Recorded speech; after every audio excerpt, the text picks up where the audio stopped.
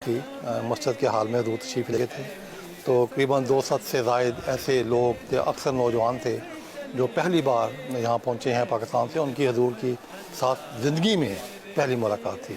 तो जब वो बारी बारी हजूर के पास आते थे तो हजूर उनका हाथ पकड़ते थे, उनको हजूर से मुसाफ़ा का मौका मिलता था। हजूर उनसे पूछते थे कि आप कब पहुँचे, कैसे पहुँचे।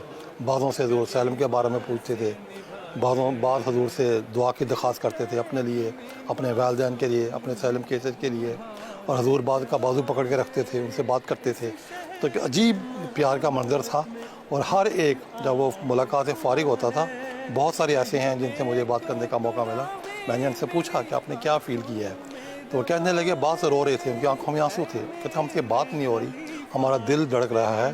बाज़ों के जिस्म पर कपकपी तारी थी, मैंने खुद देखा बाज़ों के हाथ मुसलसल काँप रहे थे। और वो जब हुजूर का हाथ देखा तो जैसे रोशन हाथ नहीं होता, इस तरह रोशन हाथ था। और चेहरा तो बहुत ही नूर से बड़ा हुआ था। कुछ बोल नहीं सके हम वहाँ पे जाके। हाँ जी, एक नूर से बड़ा हुआ आदमी खड़ा था जिसका कोई बयान नहीं कर सकता कि किस हद तक नूर था। मैं कुछ बयान नहीं कर सकता, मेरे पास कोई अल्फाज नहीं है।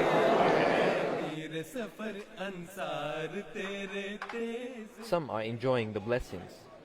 Others start to prepare for the Ameen ceremony. मेरा नाम अहमद बिलाल है और माली वेस्ट अफ्रीका में खिदमत की तौफीक पा रहा हूँ, माली के रीजन सिकासो के अंदर।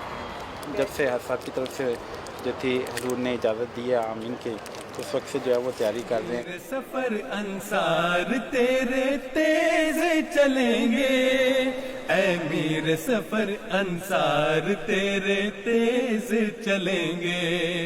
इस्लाम की आगोश में दुनिया को बुलाकर हम अहदों को वादों को खलीफा से निभाकर फिर से मेरे मौला तेरे फरमान चलेंगे।